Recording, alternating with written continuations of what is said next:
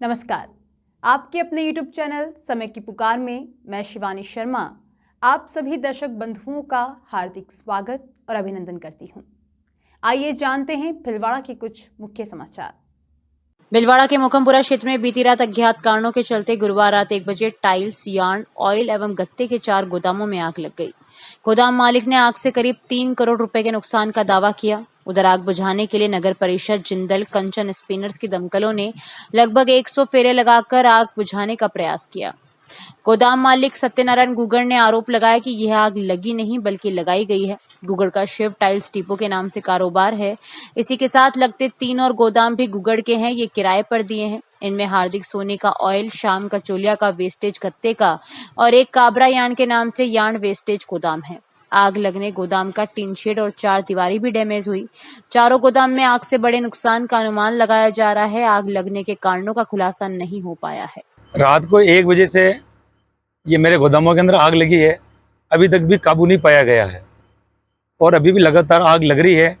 लगभग मेरे अंदाज से 100 से ऊपर गाड़ियां आ चुकी है और एक टैंकर हमने लगा रखा है जो नगर परिषद की गाड़ियों को भर रहे हैं पानी के लिए, क्योंकि 2,500 की तो कुल इनकी गाड़ियाँ हैं।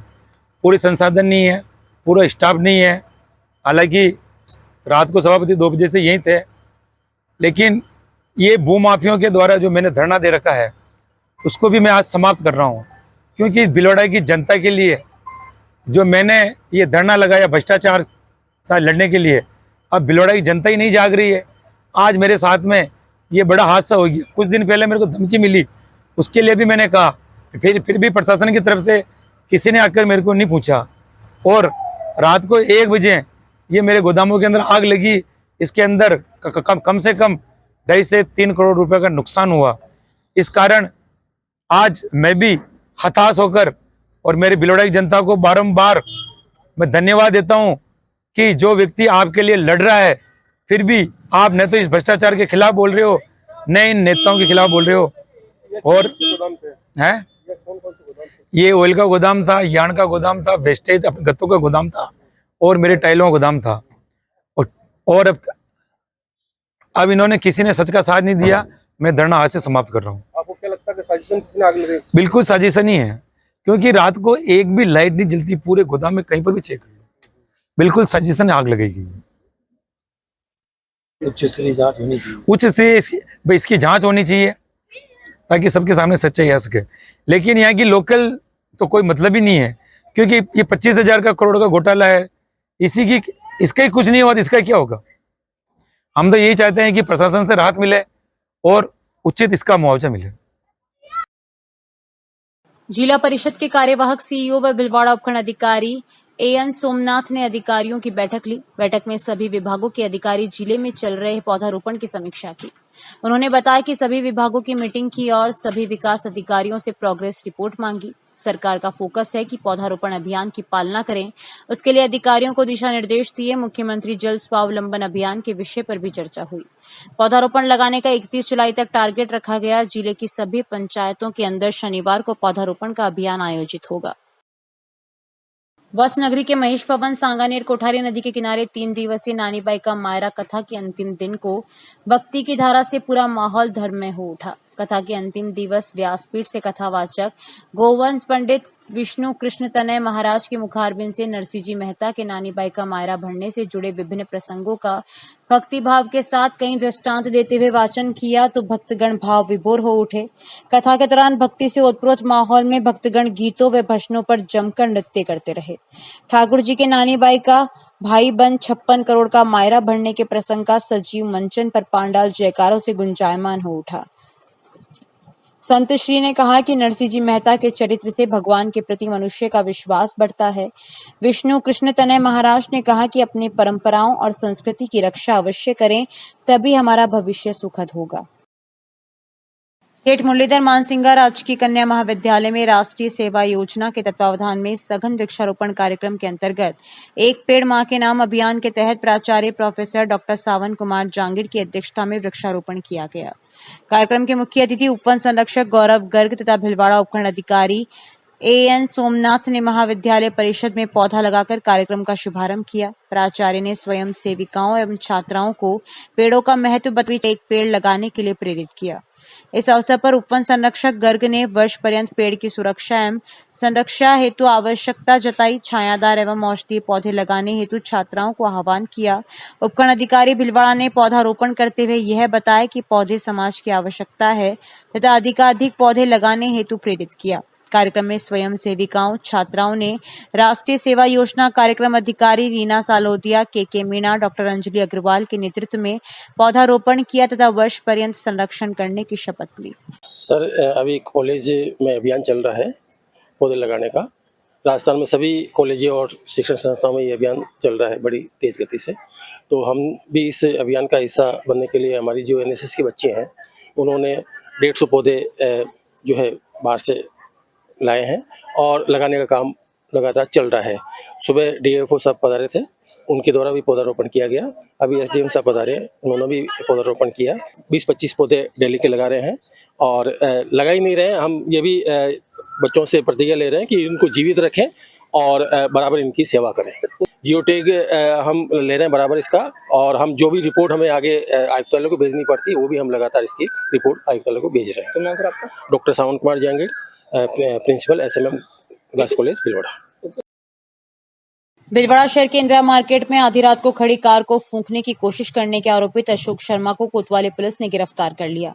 कोतवाली पुलिस के अनुसार इंदिरा मार्केट निवासी नवीन जोशी ने गुरुवार को थाने में रिपोर्ट दी कि उसकी डस्टर कार कार्यालय के बाहर खड़ी थी। रात 1:43 पर अशोक शर्मा नामक व्यक्ति ने उसकी डस्टर कार के डीजल टैंक के पास कट्टा रखकर आग लगा दी। आग 2 मिनट तक जलती रही। कार आग पकड़ती इससे पहले होमगार्ड ज्ञानदास गश्त करता हुआ वहां पहुंचा और उसने जलते हुए कट्टे को डंडे से हटाकर दूर कर दिया। होमगार्ड के मौके पर पहुंच जाने से कार जलने से बच गई। नवीन ने कार्यालय में लगे सीसीटीवी कैमरे की फुटेज खंगाली तो वारदात कैद मिली। इसी फुटेज से नवीन ने आरोपित अशोक शर्मा की पहचान करते हुए कोतवाली थाने में रिपोर्ट दी। पुलिस ने केस दर्ज कर लेबर कॉलोनी निवासी अशोक कुमार को गिरफ्तार कर लिया। आरोपित मजदूर बताया गया है। इस कार्रवाई को कोतवाल राजपाल सिंह के नेतृत्व में ASI Kamlesh Kumar, head constable Vijendra Singh व कांस्टेबल चंद्रभान शामिल थे। सवाईपुर क्षेत्र के खजीना गांव में गुरुवार शाम को एक मकान पर आकाशीय बिजली गिर गई, जिसमें उपकरण जलने के साथ ही मकान की छत पर बनी टंकी धराशायी हो गई। वहीं एक राष्ट्रीय पक्षी मोर की मौत हो गई। सूचना पर सवाईपुर चौकी पुलिस मौके पर पहुंची। कांस्टेबल रजनीश कुमार ने बताया कि खजीना गांव में गोपाल पिता ब्रह्मलाल जाट के पक्के मकान के ऊपर गुरुवार शाम बारिश के दौरान आकाशीय बिजली गिर गई, जिससे मकान के सभी विद्युत उपकरण जल गए।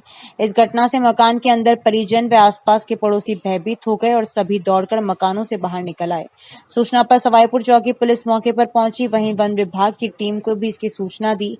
शुक्रवार को सहायक वनपाल कमलेश रेगर व डॉक्टर बाबूलाल मीणा की टीम मौके पर पहुंचकर मोर का पोस्टमार्टम किया। शहर के गांधी सागर तालाब के सौंदर्यीकरण के नाम पर करोड़ों रुपए खर्च होने के बाद भी हालात नहीं बदले हैं। आसपास के आबादी क्षेत्र में इसकी बदबू लोगों की परेशानी बनी है। यहां आज तक न तो नियमित सफाई हो पाई है और न ही पुख्ता समाधान के लिए कोई विशेष प्रयास किए गए। अनदेखी के चलते तालाब की सुरक्षा दीवार भी कई जगह से क्षतिग्रस्त हो चुकी है और रोड पर गड्ढे बन गए हैं, जो कभी भी आसपास के क्षेत्रों के लिए बड़ी मुसीबत बन सकते हैं। जानकारी के अनुसार शहर के गांधी सागर तालाब में जिधर नजर आए उधर गंदगी नजर आ रही है। गंदगी का आलम यह है कि आसपास रहने वाले लोगों का बदबू से जीना दुभर हो रहा है। क्षेत्रीय नागरिक तुलसीराम उपाध्याय का कहना है कि गांधी सागर तालाब भिलवाड़ा का सबसे पुराना तालाब है। इस तालाब की सफाई पर करोड़ों रुपए लगने के बावजूद भी स्थिति वैसी की वैसी है। क्षेत्रवासी कैलाश आसरवा का कहना है कि वे बचपन में इसी तालाब में नहाया करते थे। तब इस तालाब का पानी इतना साफ और स्वच्छ था कि लोग घरों में इसी तालाब का पानी ले जाकर उपयोग करते थे, लेकिन आज स्थिति यह है कि इस तालाब में आसपास की कॉलोनियों के नालों का गंदा पानी आता है। क्षेत्रवासियों ने नगर परिषद और जिला प्रशासन से इस तालाब पर ध्यान देकर समस्या का समाधान कराने की मांग की। वहीं गांधी सागर में गंदगी को लेकर national green tribunal NGT Bhopal भी नगर परिषद के अधिकारियों को फटकार लगा चुकी है। साथ ही भिलवाड़ा शहर विधायक अशोक कोठारी भी गांधी सागर में गंदगी व सौंदर्यीकरण की मांग विधानसभा में उठा चुके हैं। गांधी सागर तालाब के पास में जो रपट के बालाजी, रपट के भैरवनाथ शिवालय, इतने सारे प्राचीन स्थान है, यहाँ कितनी गंदगी है, कोई सफाई का ध्यान देता ही नहीं है। सफाई करने की किसी की इच्छा ही नहीं होती कि यहाँ सफाई हो। चाहते तो कभी की हो जाती। कितने सालों से 25-30 साल से कचरा बढ़ता जा, पानी के ऊपर अब तो परत बन गई है जिसमें आदमी चल सकता है। पानी के बीच में इतनी घास बड़ी बड़ी जाड़ी हो गई। उधर नाले में भी ये पोजीशन है। नाले में कितनी गंदगी है, एक आदमी दौड़ करके निकल सकता है, इतना ऊपर कचरा जम गया, नीचे पानी है। कृपया विधायक महोदय से, सांसद महोदय से और यहाँ के सभी वरिष्ठ नागरिकों से निवेदन करते हैं कि गांधी सागर तालाब की स्वच्छता और रपट के बालाजी के आसपास स्वच्छता, तिहाई चौक के आसपास स्वच्छता बहुत जरूरी है और रोशनी का भी अच्छी व्यवस्था होनी चाहिए। भगवान, ये भीलवाड़ा का सबसे पुराना तालाब है। जब से भीलवाड़ा बना तब का तालाब है। इस तालाब में करोड़ों रुपए साफ सफाई में लगने के बावजूद भी अभी इस तालाब की स्थिति वैसी की वैसी है। इतना गंदा तालाब है। हम जब आसपास में जो भी आदमी रहते हैं, इसकी गंदी इतनी आती है कि हमारा सांस लेना भी भारी पड़ रहा है। हमारा बचपन यही बीता है, हम यहीं के रहने वाले हैं। जब हम छोटे थे तब इसी तालाब में नहाते थे, कपड़े धोते थे। ये तालाब का पानी इतना साफ सुथरा था कि लोग बाग घरों के पानी तक यहाँ से यूज करते थे। हम छोटे मोटे पूरे भीलवाड़ा यहाँ से नहाना धोना सब करना, लेकिन आज की तारीख में इस तालाब में ये स्थिति बन रही है कि जैसे घास का गार्डन लगा हुआ है। कोई आदमी अगर अंदर गिर गया तो वापस जीवित निकलेगा नहीं। कम से कम इस तालाब में 9 नालों के पानी आता है और करोड़ों रुपए लगने के बाद भी नगर परिषद की उदारता के कारण इस तालाब की गंदगी जुई है। कृपा करके हम जो है आग्रह करते हैं शहर के सभी बुद्धिजीवियों से कि ताकि इस तालाब की तरफ ध्यान देवे और इस तालाब की साफ सफाई कराने में सब शहरवासियों का साथ देवे। धन्यवाद। जय हिंद, जय भारत। अशोक कुमार कोठारी। माननीय अध्यक्ष महोदय, प्रक्रिया के नियम 131 के अंतर्गत विधानसभा क्षेत्र भीलवाड़ा के गांधी सागर तालाब में गंदे व प्रदूषित पानी से हो रही समस्या के संबंध में मंत्री जी का ध्यान आकर्षित करेंगे। माननीय मंत्री जी। माननीय अध्यक्ष महोदय, मैं आपके मार्फत माननीय विधायक महोदय को और सदन को अवगत कराना चाहूँगा कि भीलवाड़ा में गांधी सागर तालाब में एक बड़ा बरसाती नाला एवं 6 छोटे नाले आकर गिरते हैं। तालाब प्रदूषित ना हो इसके लिए तालाब के इनलेट पर गंदे पानी को पृथक करने के लिए एक स्लुइस गेट एवं एक 24 इंची मोटी व्यास की पाइपलाइन डाली गई थी कुछ बहुत वर्षों पहले, जो क्षतिग्रस्त हो गई, जिसकी वजह से थोड़ा सा व्यवधान अब वर्तमान में जरूर आ रहा है। पुरानी पाइपलाइन के विकल्प के रूप में नए नाले के निर्माण एवं सौंदर्यीकरण हेतु रुपए राशि 8 करोड़ की कार्य योजना हेतु डीपीआर का वर्क ऑर्डर जारी कर दिया गया है। वर्तमान में शहर में 100% घरों में सीवर कनेक्शन होने से तालाब में सीवरेज के पानी की आवक न के बराबर है। नगर परिषद द्वारा सभी नालों पर लोहे की जालियां लगाकर कचरे को रोका जाता है। तालाब में 4 फ्लोटिंग फाउंटेन लगाए हुए हैं।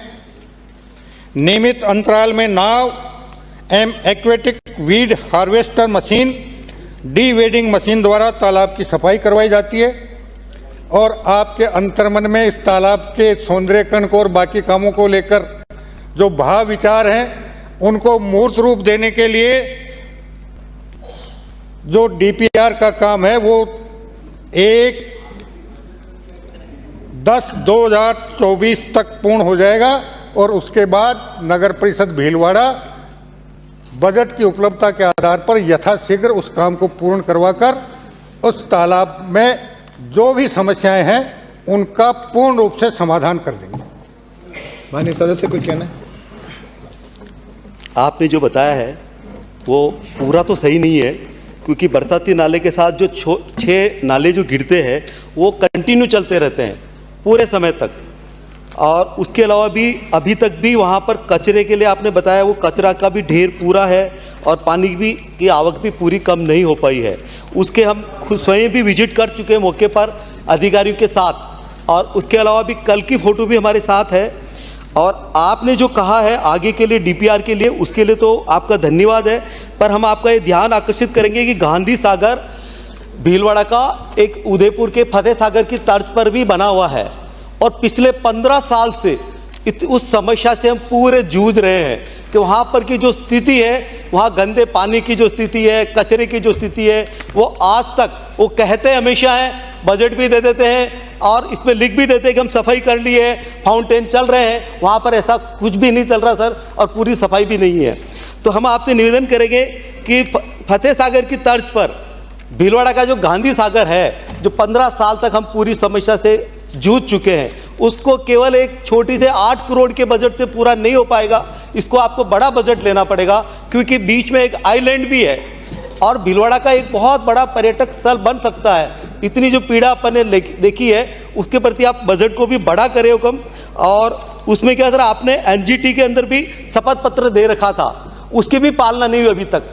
अभी आप तो 6 माह से आए, पर पिछले समय से भी ये स्थितियाँ ऐसी ही चलती है 15 साल से पूरी की पूरी।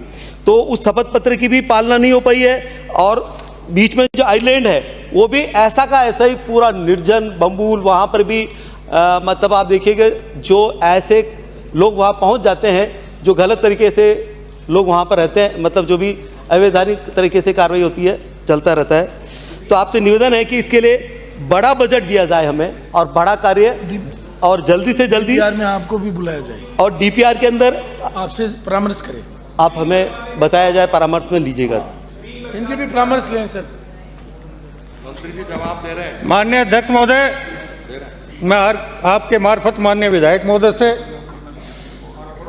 और सदन को भी अवगत कराना चाहूँगा कि ये बड़ा बरसाती नाला है, उसके अलावा जो 6 छोटे नाले हैं उसमें शहर के गंदे पानी की निकासी होती है और उसी के समाधान के लिए डीपीआर बनवाई जा रही है। डीपीआर कितनी बनेगी, ये अभी प्रारंभिक आकलन 8 करोड़ रुपए का है। अगर डीपीआर में बजट ज़्यादा होगा तो फिर उसके मुताबिक बजट की उपलब्धता के आधार पर हम निश्चित रूप से कार्रवाई करेंगे।